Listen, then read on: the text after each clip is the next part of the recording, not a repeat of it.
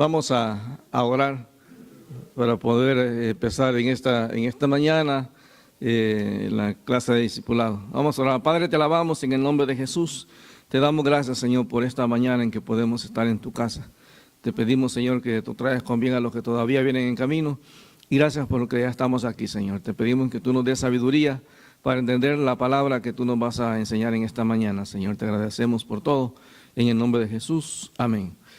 Bueno, hemos estado estudiando el tema de la Trinidad y es un tema muy discutible. Y como decía al principio, hay muchas opiniones variadas en cuanto a este tema de la Trinidad. Algunos dicen pues que la palabra Trinidad, y es cierto, no existe en la Biblia, pero la enseñanza sí está por todos lados. Hay varias cosas importantes que tenemos que ver. Decíamos que la doctrina de la Trinidad es la enseñanza bíblica que sostiene que Dios es uno en su ser y sustancia y que a la vez existe en tres personas, que es el Padre, el Hijo y el Espíritu Santo, siendo cada uno de ellos igualmente divino, de la misma esencia, tres en uno y uno en tres. ¿Cuántos dioses existen? Pregunta alguien. Realmente es un solo Dios. La Biblia es bien clara y hay dos aspectos importantes en la Trinidad, que es lo que es la unicidad de Dios y lo que es las tres personas de Dios, o sea, la distinción de las tres personas. Y cuando hablamos de la unidad de Dios, en Génesis 1, dice al principio creó Dios los cielos y la tierra. No describe más de una persona, de un solo ser. Dios es único y no hay otro Dios. En Éxodo 20, en los 10 mandamientos, una de las primeras cosas que Dios exige al pueblo es de entender que hay un solo Dios verdadero y que no tenemos que tener dioses ajenos, no hay que hacer imagen ni semejanza para comparar a Dios. Entonces Dios es único. También decíamos que en Deuteronomio capítulo 6, versículo 4, versículo 5, cuando se encuentra lo que se llama el Shema, dice: oye Israel, Jehová nuestro Dios, Jehová uno es. Entonces la Biblia es bien clara que hay un solo Dios, no hay tres dioses, no hay cuatro, es un solo Dios. Entonces ese Dios verdadero está constituido, y ese es el segundo aspecto de la Trinidad. Hay tres personas en Dios. Dios el Padre, Dios el Hijo y Dios el Espíritu Santo. Entonces es bien importante entender que la Biblia marca una diferencia en cada uno de ellos. Cada uno tiene una distinción de los otros. Es decir, el Padre no es el Hijo en cuestión de funciones, tampoco el Hijo es el Espíritu Santo, sino que cada uno tiene una función específica, y por eso hay textos donde la palabra de Dios nos enseña que Jesús dice que Él se somete al Padre cuando le dicen: Maestro bueno, ¿qué haré para tener la vida eterna? Y Jesús le dice a este personaje, le dice: ¿por qué me llamas bueno? Solamente hay uno bueno, que es Dios. Entonces Jesús nunca trajo la atención hacia Él, porque toda la adoración, toda la exaltación es solamente para el Padre. Ahora decíamos que hay unas opiniones erróneas o variadas en cuanto a la Trinidad. Decíamos que una de las opiniones es que Dios es una persona conocida como el Padre, con Jesús como una criatura y el Espíritu Santo como una fuerza activa, que es lo que sostienen los testigos de Jehová. Para ellos solamente Jehová es Dios y Jesús es un ser creado, sí es un Dios, pero Dios en minúscula. Ellos hacen una diferencia entre Jehová y Jesús, y al mismo tiempo dicen que el Espíritu Santo es una fuerza activa. Por eso cuando ellos bautizan, lo hacen en nombre del Padre, del Hijo y en nombre de la fuerza activa, como la electricidad, pues algo así. La segunda opinión que muchas veces hay, aún dentro de estas iglesias, es cuando es lo que se llama la posición modalista. La posición modalista se sostiene en algunas iglesias nuestras o evangélicas, donde dice que Jesús es el único Dios verdadero y que Jehová es un nombre para Jesús y que el Espíritu Santo es otro, no tanto un nombre, sino como una manifestación de Jesús. Es decir, que Jesús es el único Dios. Y en el Antiguo Testamento se manifestó o se mostró como Jehová, era Jesús, vestido como Jehová. Y en el Nuevo Testamento pues ya apareció como es Jesús, tomó forma humana. Y luego ya cuando Jesús se va al cielo, aparece ya en forma de Espíritu Santo, pero es el mismo Jesús. Simplemente que lo que hace es cambiarse ropa, o lo que hace es manifestarse de diferentes modos, pero hay un solo Dios que es Jesús. Claro, ese tipo de posiciones muchas veces tiene complicaciones, porque hay preguntas que uno tiene que hacerse y hay preguntas bien complicadas. Por ejemplo, cuando Jesús estaba en la cruz y Jesús muere, ¿significa que Dios se murió? Si Jesús es el único Dios verdadero y no existe ni el Padre ni el Espíritu Santo, significa que cuando Jesús murió en la cruz, el universo se quedó sin Dios. Esa es una de las preguntas. O la otra pregunta es cuando Jesús dice en la cruz, Padre, en tus manos encomiendo mi espíritu, ¿quién estaba hablándole a quién? ¿Era Jesús hablándose a él mismo o a quién estaba hablando? Entonces son preguntas que uno no puede evitar hacerse. De hecho, hace mucho tiempo surgió la doctrina que se llama la muerte de Dios, y estos teólogos, su posición era que en el momento que Jesús muere, el universo quedó sin Dios, Dios dejó de existir, o sea, Dios puede morirse, entonces Dios no es eterno. Entonces hay un montón de complicaciones que se dan. En el caso de Jesús, cuando decimos que Jehová es Dios, pero Jesús no, hay varias complicaciones. Vamos a ver ahorita un cuadro. Entonces nos muestra varias cosas que la Biblia dice acerca del Padre, acerca del Hijo y acerca del Espíritu Santo. Otras de las opiniones que se da, digamos, por ejemplo, que es un oficio, que la Trinidad es un oficio asumido por tres dioses separados. Es decir, que Dios el Padre es un Dios, Dios el Hijo es otro Dios y el Espíritu Santo es otro Dios. Es decir, tres dioses. Y decíamos que hay gente que ha creado diferentes doctrinas en cuanto a eso. De hecho, si usted va a YouTube y busca y pone el nombre Dios Madre, se va a dar cuenta que hay una denominación, hay un grupo, se denominan ellos como cristianos. Creo que la sede está en Corea del Sur y es una mujer. Ella se presentó a ese grupo como que ella es Dios Madre en persona. Y la lógica de ellos es que, bueno, si hay Dios Padre y Dios el Hijo, pues la lógica es que tiene que haber Dios Madre, porque no puede haber Dios Padre sin haber Dios Madre. Entonces es la lógica. Entonces esta mujer se presenta, es una coreana, como que ella es Dios Madre en persona. Entonces es impresionante porque uno ve la gente cuando va y tiene la oportunidad de abrazarla, es como que cumplieron el sueño de su vida. Que ya se pueden morir porque ya abrazaron a Dios Madre. Entonces es interesante, pero cuando uno escucha las opiniones de ellos y la base bíblica que ellos tienen para Dios Madre, en una entrevista que le hace una periodista a uno de los pastores de ahí, creo que es peruano el pastor, le preguntan de dónde sacaron eso ellos de Dios Madre. Y entonces él la lleva a Génesis 1:26, donde dice, dijo Dios, hagamos el hombre a nuestra imagen, nuestra semejanza, y creó Dios hombre y mujer. Entonces dice, ahí está. ¿A quién le estaba hablando Dios? Pues a la madre, porque iban a crear al hombre y Dios no podía hacerlo porque él es hombre. Entonces necesitaba a la mujer para poder crear al ser humano. Entonces uno dice, pero ahí no dice nada de eso. Sí, pero meten ese pensamiento en ese tipo de situaciones, en ese versículo. Entonces cuando dice descendamos y confundamos, dice, ahí lo que está hablando es que Dios le está diciendo a la madre que bajen y confundan a los hijos que crearon. Entonces se dan cuenta cómo una persona puede trastornar, y en este tema la Trinidad es un tema muy, muy discutido. Y decíamos que, por ejemplo, la Biblia habla de que los tres son creadores. La Biblia nos dice ahí en Génesis 1:1 que en principio creó Dios los cielos y la tierra. Y pues entendemos que está hablando de Dios el Padre. Pero también dice ahí en el Juan capítulo 1, versículos 1 al 3, que dice que en el principio era el verbo y el verbo era con Dios y el verbo era Dios. Dice que todas las cosas en el principio fueron creadas por Él. Lo mismo dice Colosenses capítulo 1. O sea que todas las cosas fueron creadas por Jesús y para Jesús. Y en Job capítulo 33, versículo 4, dice Job, el Espíritu de Jehová me hizo. Entonces está hablando de la creación del ser humano, donde la Trinidad participa. También el bautismo se hace en el nombre del Padre, del Hijo y del Espíritu Santo, no en los nombres, sino que siempre es plural. En el nombre del Padre, del Hijo y del Espíritu Santo. Ahora, también los tres actúan en la salvación del ser humano. Ahí en Efesios capítulo 1, si va conmigo a Efesios capítulo 1. ¿Sí? Ok. Ok.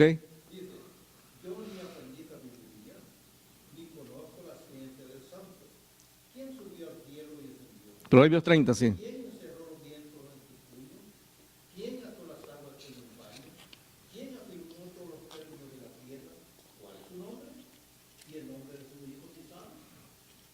Y además está leyendo Proverbios 30, del versículo 1 en adelante. Y ese pasaje, digamos, si uno lo lee desde el punto de vista de un judío típico en esa época, le creaba un montón de preguntas al judío. Porque si usted observa muchas de las cosas, a lo mejor nosotros que estamos en esta época, ya pues nosotros las entendemos, porque si usted observa el pasaje, está hablando de varias cosas que describen a Dios, pero hay cosas que Dios no hizo, sino que las hizo Jesús. Proverbios capítulo 30, en el versículo 1, desde el versículo 2, dice: ciertamente más rudo soy yo que ninguno, ni tengo entendimiento de hombre. Yo ni aprendí sabiduría, ni conozco la ciencia del santo. Y hace la pregunta, dice: ¿quién subió al cielo y descendió? Pues Jesús. O sea, Jehová en persona así, digamos, nunca bajó a la tierra, a menos en la forma del ángel de Jehová, cuando desciende a hablar con Abraham. Luego dice: ¿quién encerró los vientos en sus puños? Bueno, puede haber hecho Jehová cuando fue lo de la apertura del mar rojo, o lo que hizo Jesús, por lo menos en este momento, algo que haría Jesús en el futuro, en el lago de Galilea, en el mar de Galilea. Luego dice: ¿quién afirmó todos los términos de la tierra? Pues lo hizo Jehová. Dice: ¿cuál es su nombre y el nombre de su hijo, si sabes? Entonces, la pregunta para un judío en esa época tendría que ser, bueno, ¿a quién se está refiriendo? Pues ¿cuál es el hijo de Dios en este momento? Porque todas las cosas que están ahí, ningún ser humano las podría hacer, era Dios el que las hacía. Entonces, para un judío en esa época era como un cuestionamiento. De hecho, en Isaías capítulo 7 y capítulo 9, cuando habla de que un niño nos es nacido, un hijo nos es dado, y llamará su nombre Emmanuel, dice: admirable, consejero, Dios fuerte. O sea, para el judío era un cuestionamiento, porque cómo es eso que el niño que iba a nacer se le iba a llamar Dios fuerte. Entonces era como difícil. El que fuera rey no había conflicto, pero el hecho que se le llamaba Dios fuerte, para un judío era un conflicto, este tipo de cosas. Entonces, decíamos que en Efesios capítulo 1, ahí se nos habla de que la obra de salvación participan los tres, cada uno en una función diferente. Cada uno se limita a una función específica. Ninguno traspasa la función del otro. No significa que no puedan hacerlo, simplemente que una de las cosas importantes que a veces nos cuesta entender es que en Dios, aunque es una sola esencia, un solo Dios, ellos, las tres personas, tienen cada uno una función específica, porque Dios es organizado. En la administración que Dios ha establecido, cada uno tiene una función específica. Dice aquí en Efesios capítulo 1, versículo 3, bendito sea el Dios y Padre de nuestro Señor Jesucristo. Hace la aclaración de que el Dios Padre y Dios el Hijo son dos personas diferentes, que nos bendijo con toda bendición espiritual en los lugares celestiales en Cristo, según nos escogió en Él, en Cristo, antes de la fundación del mundo, para que fuésemos santos y sin mancha delante de Él. Es decir, que la función del Padre fue escogernos desde antes de la fundación del mundo, para que fuésemos salvos. Dice ahí en el versículo 5, en amor habiéndonos predestinado, para ser adoptados hijos suyos por medio de Jesucristo, según el puro afecto de su voluntad, para alabanza de la gloria de su gracia, con la cual nos hizo aceptos en el amado, en quien tenemos redención por su sangre, el perdón de pecados, según la riqueza de su gracia. Dios el Padre nos escoge, el Hijo es el que nos redime a través de la sangre que derrama en la cruz del Calvario. Y dice el versículo 9, dándonos a conocer el misterio de su voluntad, según su beneplácito, el cual se había propuesto en sí mismo, de reunir todas las cosas en Cristo en la dispensación del cumplimiento de los tiempos, así de las que están en los cielos como las que están en la tierra.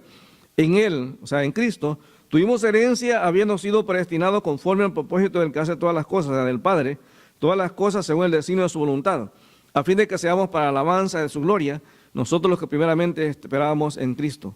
En Él también nosotros, habiendo oído la palabra de verdad, el evangelio de nuestra salvación, y habiendo creído en Él, fuimos sellados con el Espíritu Santo de las promesas, que las hará de nuestra herencia hasta la redención de la posesión adquirida, para alabanza de su gloria. Es decir, el Padre nos escoge para la salvación, el Hijo paga el precio de la salvación y el Espíritu Santo nos sella garantizando que la obra de Cristo ha sido aceptada por el Padre. Es decir, el que nos sella no es el Padre ni el Hijo, no es el Espíritu.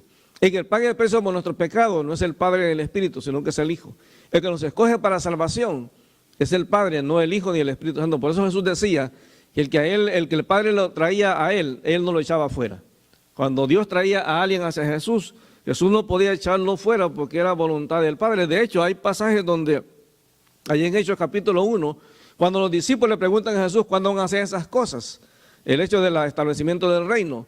Y Jesús le dice, solamente mi Padre lo sabe. Es decir, Jesús no tenía ese conocimiento porque no era parte de sus funciones como Dios Hijo. Cada uno tiene una función específica.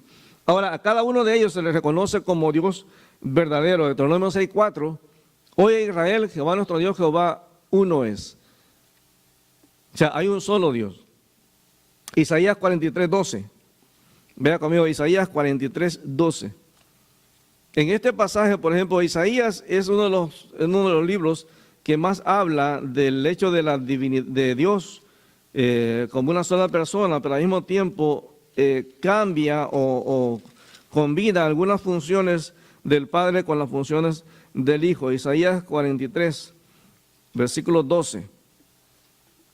Isaías 43:12. Déjeme encontrarlo acá. Isaías 43, versículo 12. Dice, yo anuncié y salvé e hice oír, y no hubo entre vosotros Dios ajeno. Vosotros pues sois mis testigos, dice Jehová, que yo soy Dios. La enseñanza y la predicación principal de los judíos era que hay un solo Dios y que solamente Jehová salva, no hay otro salvador. Varias veces Isaías lo menciona eso. Entonces, el mensaje de los judíos era que hay un solo Dios verdadero. Por eso es un error cuando nosotros como cristianos decimos que nosotros somos testigos de Jehová. Nosotros no somos testigos de Jehová. Nosotros somos testigos de Cristo. Eso nos llamó, pues Hechos 1:8 dice, ustedes me serán testigos en Jerusalén, en Judea, en Samaria, hasta lo último de la tierra. Los judíos fueron llamados a ser testigos de Jehová porque la proclamación de los judíos era, hay un solo Dios. Y el centro de la enseñanza de los judíos era eso, que había un solo Dios. Ahora, los judíos perdieron de vista pasajes como Proverbios 30, que hablaba el hermano Carlos, que habla de que está Dios el Padre y está Dios el Hijo, y varios pasajes que vamos a ver un poquito más adelante. Pero Dios claramente establece que hay un solo Dios verdadero, no hay tres dioses. Pero en Juan capítulo 1, se nos habla que Dios mismo, que Jesucristo puede ser Dios mismo. Yo sé que una de las versiones, la traducción de los testigos de Jehová, le cambian un poquito a este pasaje, pero al mismo tiempo ellos traducen de una manera correcta, a diferencia de la Reina Valera, el versículo 18. Pero vea conmigo el versículo 1. Dice, en el principio era el verbo, y el verbo era con Dios, y el verbo era Dios. Entonces ellos lo que hacen es poner la palabra Dios en minúscula. El problema es que en el griego eso no tiene importancia. En el griego no hace como en el español. A lo mejor nosotros lo hacemos así, que cuando usted ve una frase donde se menciona a Dios y lo ponen en minúscula, uno se escandaliza. Pero la palabra Dios es una palabra en común, una palabra común que no porque usted le ponga a Dios en mayúscula lo hace el Dios verdadero. Eso es un nombre común. Entonces lo que ellos hacen es ese cambio de poner, donde dice ahí en el principio era el verbo o la palabra, y el verbo era con Dios, o sea, con Dios el Padre ponen en mayúscula, y el verbo era Dios y lo ponen en minúsculo para decir que Dios el Padre y Dios el Hijo son diferentes porque Dios el Padre es divino y el Hijo es creado.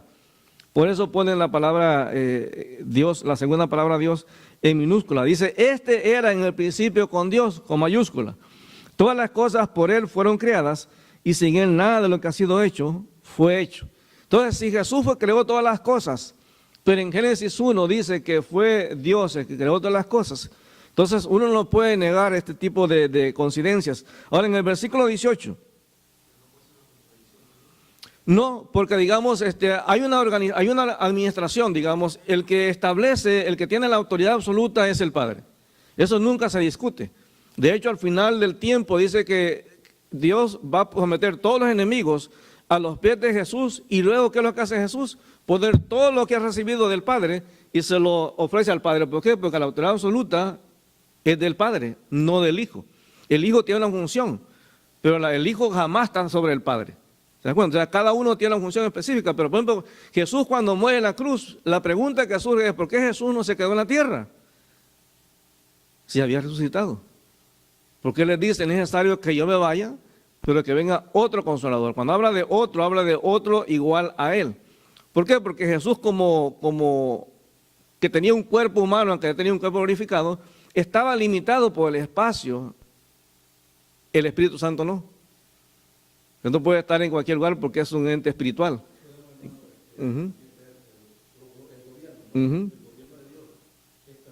Claro.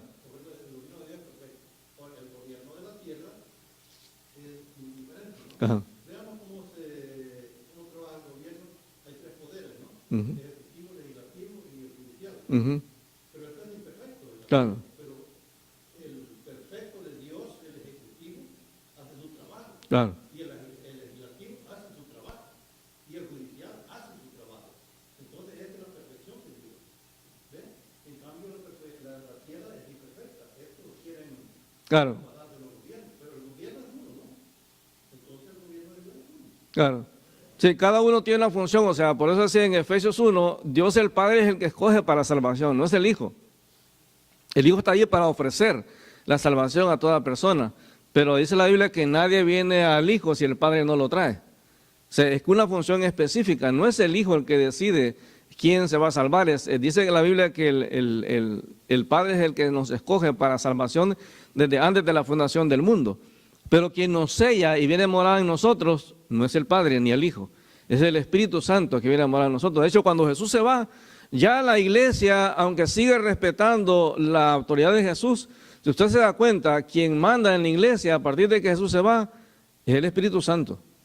Ahora, la iglesia claramente entendió que había una orden de parte de Jesús, que él decía cuando se trata de la oración, uno tiene que orar al Padre en el nombre del Hijo y dice que el Espíritu Santo intercede por nosotros con gemidos sin decirlo, o sea, cada uno tiene una función específica. Aunque Pablo, por ejemplo, en Hechos capítulo 9, se encuentra con Jesús y Jesús lo llama para el ministerio, Pablo empieza su vida normal, pero cuando ya está en Antioquía, dice la palabra que no fue Jesús el que vino a decir, a ver, apártenme a Pablo y a Bernabé para el ministerio que los he llamado. No es ni Jehová ni Jesús, es el Espíritu Santo que viene y le dice, apártenmelo. Y nadie discute, nadie le dice, oye, no, espérate, aquí el que manda en la iglesia es Jesús. No, la gente entiende que el Espíritu Santo tiene toda la autoridad para mandar en la iglesia. Cuando Pablo va a predicar a Bitinia, dice la Biblia que el Espíritu Santo le dice, no quiero que vayas a predicar ahí, sino que te vas a otro lado, creo que lo mandó a Macedonia. Ahora, ¿quién mandó a Felipe a predicarle al eunuco? No fue Jesús, hermano. Fue el Espíritu Santo, porque Él es el que está a cargo de la iglesia en este tiempo. ¿Por qué muchas veces la iglesia no avanza? ¿Por qué muchas veces las congregaciones no avanzan? Porque nosotros no mantenemos una relación cercana con el Espíritu Santo. O sea, como que nos queremos pasar, pues como queremos ir directamente al Padre, ¿entiende? O al Hijo, y menospreciamos al Espíritu Santo. Hermano, quien da los dones no es el Padre, ni el Hijo, es el Espíritu Santo. Quien inspiró la Biblia no fue el Padre, ni el Hijo, fue el Espíritu Santo. Entonces cada uno tiene una función específica. O sea, ninguno, como dice el hermano, invade el área del otro. ¿Sí? Ninguno invade el área del otro. Entonces, una de las cosas importantes, allí en 1 de Pedro capítulo 1, perdón, quedemos ahí en Juan, en Juan versículo 18. Capítulo 1, versículo 18. En este pasaje es bien interesante. Si usted tiene otra versión que no sea la Reina Valera, se da cuenta que hay un pequeño cambio en este versículo.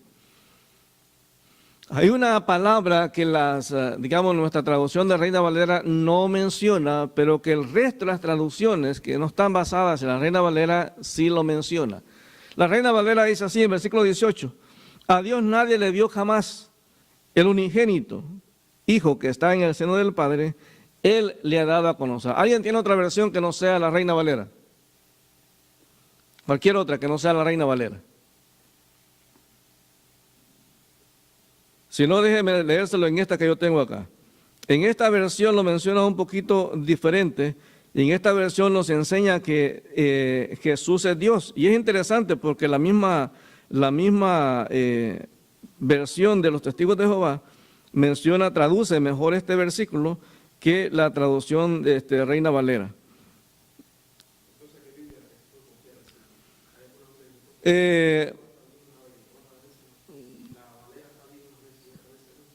Yo creo que el problema es, digamos, que cuando tú estás estudiando, o sea, no es que la Reina Valera esté mal, sino que la Reina Valera omitió, porque la Reina Valera está, digamos, basada en lo que llaman los textos recibidos. O sea, ellos unieron, ¿verdad?, todos los textos que había en ese tiempo, y el problema es que la Reina Valera es una versión antigua. O sea, no habían muchos de los manuscritos que hay ahora en el tiempo que la crearon. La Reina Valera prácticamente inició en los años 1500. O sea, no estaban muchos de los muchos de los manuscritos que se han ido descubriendo. Por ejemplo, los manuscritos del Mar Muerto no existían en esa época. Entonces, todo eso ha ido corroborando o han descubierto manuscritos más antiguos incluso de los que tenían en esa época. Entonces, hay palabras que digamos que no es que estén, no es que el versículo esté mal, sino que una palabra que hayan omitido cambia todo el sentido. Claro, y también una cuestión de traducción, porque por ejemplo, si tú comparas una versión en francés y una versión en español, es interesante que hay capítulos que son más cortos. Por ejemplo, Ajá. tu traducción fue de latín Sí. al español y bueno, lo dieron otras traducciones, ¿no? Ajá. Pero tus originales que vinieron de griego como del arameo, ¿ves? Claro, el original está bien. Uno de los problemas de las traducciones, por eso digamos, yo la otra vez estaba viendo algunos versículos en nuestra Biblia, digamos, cualquier Biblia en español y cualquier Biblia en francés, y es interesante que hay versículos que, claro, por la cuestión de las palabras, ellos a veces dos versículos nuestros los meten en un versículo porque es más corto. Y lo mismo pasa en inglés, o sea, a veces es cuestión de traducciones también. Ahora, y otra de las cosas importantes es que, digamos, el idioma, querramos o no querramos, van a avance. Entonces hay cosas que antes tenían un significado que ahora no. Entonces déjenme mostrarle aquí en esta versión, nueva traducción viviente, versículo 18. Y traten de entender dónde está la diferencia. Dice, nadie ha visto jamás a Dios, pero el Hijo, el único, el mismo es Dios y está íntimamente ligado al Padre. Él nos ha revelado a Dios. Uh-huh. Ajá.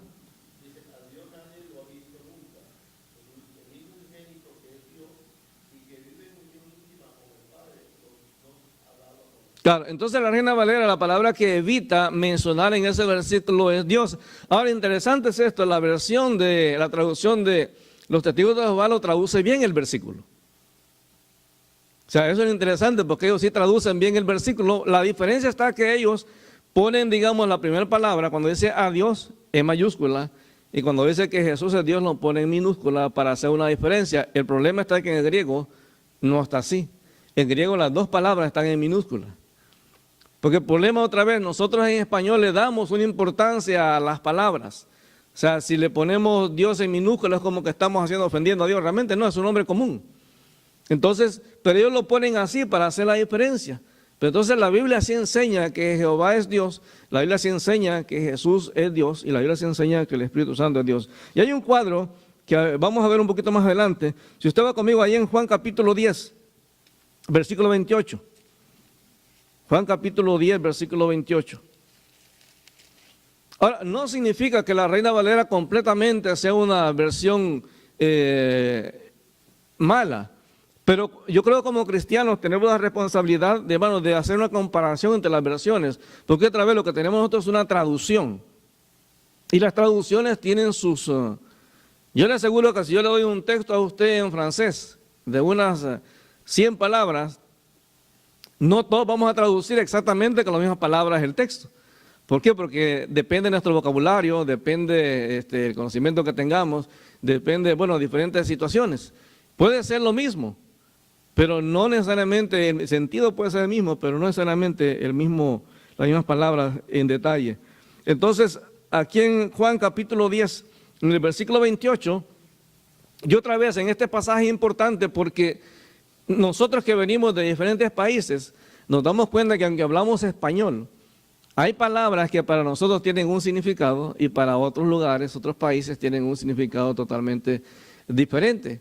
Hay cosas que para nosotros están correctas, pero para otros no. O sea, yo le aseguro que si usted está por ejemplo en Nicaragua, hablando español, usted dice, no, pues sí, en Nicaragua hablamos bien el español. Claro, porque usted está metido en su burbuja de que es Nicaragua. Pero cuando usted sale, por ejemplo, y va a México y dice, oye, estos hablan mal. ¿Por qué? Porque no se meten a su burbuja. O si el mexicano va a otro país, empieza a encontrar palabras que para ellos son correctas, pero para el otro país son malas palabras. Entonces, tomando eso en cuenta, aquí en Juan capítulo 10, cuando Jesús está hablando, hay que entender, hay que ponernos en el contexto de quiénes son los que están escuchando a Jesús. Porque nosotros podemos darle una interpretación a este texto, pero hay que entender que las personas que estaban escuchando en ese momento a Jesús eran personas que eran de su misma cultura. Ellos entendían de una manera bien clara qué es lo que Jesús estaba diciendo. Entonces, Juan capítulo 10, en el versículo 27, dice: mis ovejas oyen mi voz y yo las conozco y me siguen. Y yo les doy vida eterna y no perecerán jamás, ni nadie las arrebatará de mi mano. Mi Padre que me las dio es mayor que todos y nadie las puede arrebatar de la mano de mi Padre. Yo y el Padre uno somos. Entonces, hay que entender que gramaticalmente Jesús comete, por decirlo así, un error adrede, a propósito. Porque Jesús lo que hubiera dicho de una manera correcta es: el Padre y yo uno somos. Pero Él toma las fórmulas que Dios usaba en el Antiguo Testamento cuando mencionaba el pacto con Israel. Siempre Dios se ponía de primero, siempre decía: este es el pacto entre mí y vosotros. Nunca era el pueblo, nunca Dios decía entre ustedes y yo. No, siempre era entre yo y ustedes, porque Dios es superior. Entonces, en este caso Jesús lo hace adrede. Dice: yo y el Padre uno somos. Algunos han pensado que lo que Jesús está diciendo acá es de que Él y el Padre tienen el mismo propósito de salvar al mundo. Esa es por ejemplo, una de las interpretaciones que dan algunas sectas, de que Jesús realmente lo que está diciendo aquí no es que Él es una misma esencia con Jehová, sino que lo que está diciendo, claro, los judíos entendían cuando Él hablaba del Padre que estaba hablando de Jehová. Entonces, hay que entender qué es lo que realmente los judíos entendieron cuando Jesús dice: yo y el Padre uno somos. Vean lo que dice en el versículo 31.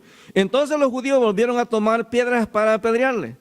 Jesús les respondió: muchas buenas obras les he mostrado de mi Padre, ¿por cuál de ellas me apedrean? Le respondieron los judíos diciendo: por buena obra no te apedreamos, sino por la blasfemia, porque tú siendo hombre. O sea, eso es lo que ellos entendieron, hermano. O sea, ellos no dijeron: bueno, oye, te estamos apedreando porque tú dices que tienes el mismo propósito que el Padre. No, eso no es. O sea, lo que Jesús está diciendo, lo que ellos entendieron de las palabras de Jesús es que Jesús está diciendo: yo y Jehová somos uno.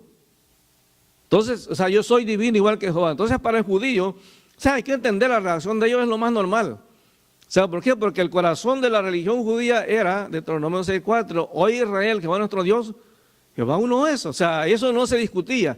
Los judíos sabían que por causa de la idolatría, por causa de meter otros dioses o aceptar otros dioses, Dios los había castigado varias veces.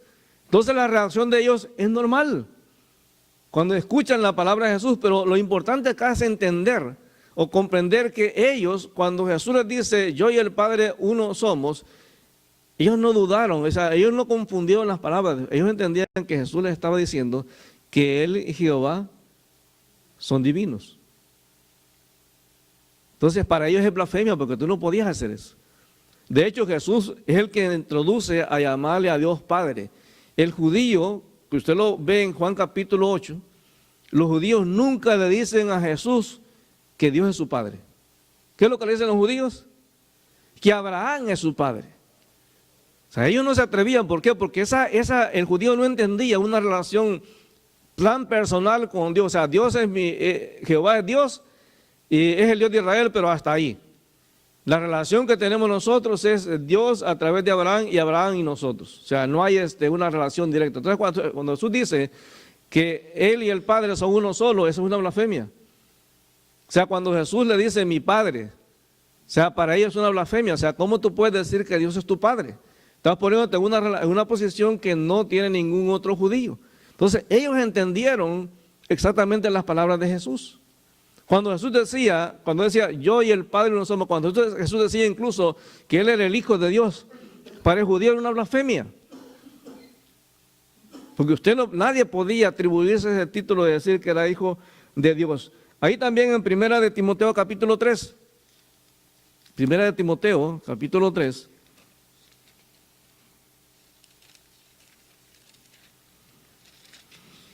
Primera de Timoteo, en capítulo 3.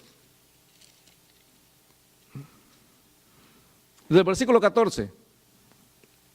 Primera de Timoteo 3, 14. Dice: esto te escribo, aunque tengo la esperanza de ir pronto a verte, para que si tardo, sepas cómo debes conducirte en la casa de Dios, que es la iglesia del Dios viviente, columna y baluarte de la verdad. E indiscutiblemente grande es el misterio de la piedad. Dios fue manifestado en carne. Ahora, dígame, ¿en qué momento Jehová tomó forma humana? No hay nada, hermano. Y es justificado en el Espíritu, visto de los ángeles, predicado a los gentiles, creído en el mundo, recibido arriba en gloria. Ahora, estamos hablando aquí está hablando Pablo, un judío, hermano. O sea, ellos aceptaban a Jesús como lo que era, Dios mismo. Romanos capítulo 9, versículo 5 lo menciona también. Vea lo que dice Romanos capítulo 9. Ahora, es difícil muchas veces entender la Trinidad, a menos que uno lo divida en dos secciones. Por un lado, entender que hay un solo Dios verdadero, no hay tres dioses, es un solo Dios verdadero, y entender que Dios son tres personas. Aquí en Romanos capítulo 9, en el versículo 5, Pablo viene hablando de los patriarcas, de los privilegios que tiene Israel, y dice en el versículo 5, de quienes son los patriarcas y de los cuales, según la carne, vino Cristo, el cual es Dios sobre todas las cosas, bendito por los siglos. Amén. Entonces para Pablo no había problema en entender que Jesús es Dios. Ellos no tenían problema para eso, de llamarle Señor. Ahora, en 1 de Pedro capítulo 1, 1 de Pedro capítulo 1. Ahora, una de las cosas importantes que necesitamos entender que en ese orden que Dios ha establecido, Dios quiere que que nos sometamos a lo que Él ha establecido. Por ejemplo, Él dice que la oración siempre tiene que ser al Padre. O sea, usted no encuentra ningún texto donde dice que hay que orar a Jesús, en ninguna parte. O sea, ni orar al Espíritu Santo. Dice que hay que orar al Padre en el nombre de Jesús. O sea, esa es la fórmula, hermano. No hay otra, o sea, nosotros podemos a lo mejor tener nuestra preferencia, pero la Biblia es bien clara que hay que orar al Padre en el nombre de Jesús. O sea, muchas veces como iglesias tenemos la tendencia de cómo justificar nuestras costumbres, porque a veces oramos al Espíritu Santo. Hermano, en ninguna parte dice la Biblia que hay que orar al Espíritu Santo, porque la función del Espíritu Santo siempre es la de glorificar al Padre, siempre. O sea, cada uno tiene una función, y eso no significa que el Espíritu Santo sea menos, porque Jesús fue bien claro, dice, cualquiera que blasfeme contra el Hijo le será perdonado, pero cualquiera que blasfeme contra el Espíritu Santo no le será perdonado ni en este siglo, ni en el venidero. O sea, ¿por qué? Porque el único que te convence de tu pecado no es Jesús, hermano, ni Jehová, es el Espíritu Santo. O sea, cada uno tiene una función específica. Entonces aquí en 1 de Pedro, capítulo 1, dice: Pedro, apóstol de Jesucristo, a los expatriados de la dispersión en el Ponto, Galacia, Capadocia, Asia y Bitinia, elegidos según la presencia de Dios Padre, en santificación del Espíritu, para obedecer y ser rociados con la sangre de Jesucristo, gracia y paz sean multiplicadas. ¿Se da cuenta cómo cada uno tiene una función? Dice que hemos sido elegidos según la presencia, es decir, conocimiento anticipado que Dios tiene de las cosas.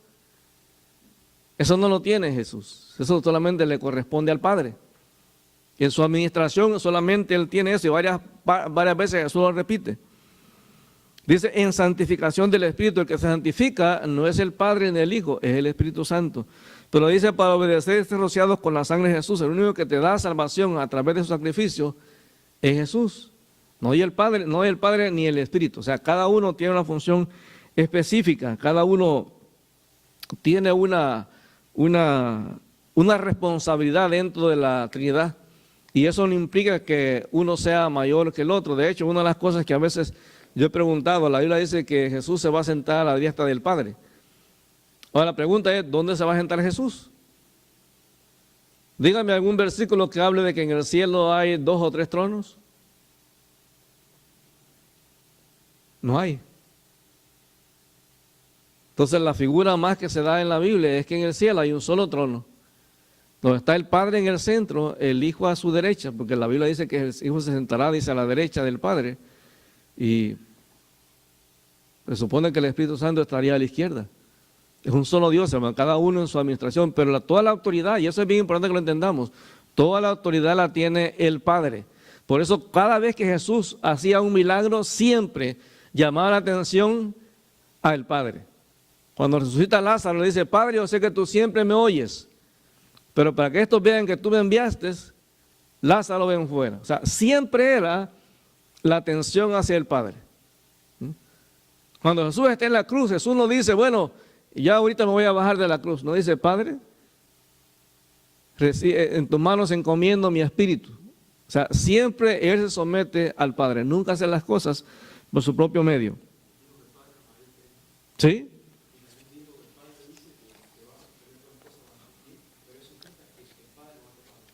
Claro que no. Ya, y es que esa es la cuestión. O sea, hay que entender, digamos, que hay un solo Dios. Pero en la Trinidad, hermano, hay una administración que no se puede, ¿verdad? Por ejemplo, nosotros somos una familia, formado por papá, mamá y mis hijos.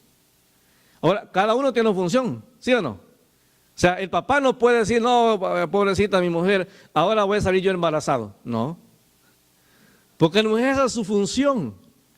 Esa es una función que solamente la mujer puede realizar. ¿Se da cuenta?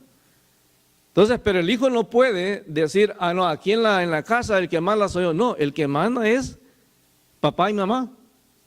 Entonces, cada uno tiene una función específica. En la Biblia, ese es uno de los aspectos que a veces nos cuesta entender, de que Jesús siempre declara una y otra vez que toda la autoridad es del Padre. De hecho, la Biblia dice que ¿quién estableció a Jesús como cabeza en la iglesia? El Padre.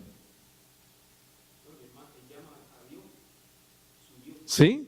O sea, siempre Jesús nunca atribuyó una autoridad superior al Padre, siempre se sometió al Padre. ¿Se da cuenta? Ahora, hay cosas que Jesús hace, y lo vamos a ver un poco más adelante en el cuadro, porque necesito que veamos el cuadro. Una de las cosas importantes, por ejemplo, cuando Jesús muere en la cruz del Calvario, o sea, ¿quién decidió que Jesús muriera en la cruz del Calvario? Claro que fue el Padre. Pero Jesús dice, nadie me quita mi vida. Tengo poder para ponerla y para volverla a tomar. Entonces la pregunta es, ¿quién resucitó a Jesús? ¿El Padre o Él mismo? La Biblia menciona las dos cosas. ¿Se da cuenta? Entonces cada uno tiene una función específica y no hay. O sea, yo sé que nosotros muchas veces, cuando la Biblia dice que Jesús es el Hijo de Dios, lo vemos a Jesús como menos. Hermano, en su administración, el Hijo siempre está sometido al Padre. Ahora, nosotros no podemos decir que el Hijo es menos que el Padre, porque cada uno tiene una función, hermano. O sea, el Padre con todo su poder, Él no pudo morir en la cruz del Calvario, porque no era su función. Tampoco el Padre con todo el poder que tiene, Él no puede venir a morar en el corazón del creyente y convertir el cuerpo del creyente en su templo, no, porque el cuerpo del creyente es templo del Espíritu Santo. Pero el Padre con todo el poder que tiene, Él no es el que da los dones, los da el Espíritu. O sea, cada uno tiene una función. Pero Jesús cuando habla del Espíritu Santo dice, Él le mostrará toda la verdad, dice, porque Él le dará de lo mío. Y Jesús dice, todo lo que tiene el Padre es mío. Entonces cada uno tiene una función y eso, como dice Eric, es cierto. Jesús dice, todas las cosas el Padre va a poner a los pies de Jesús y luego Jesús va a someter todo eso a los pies del Padre.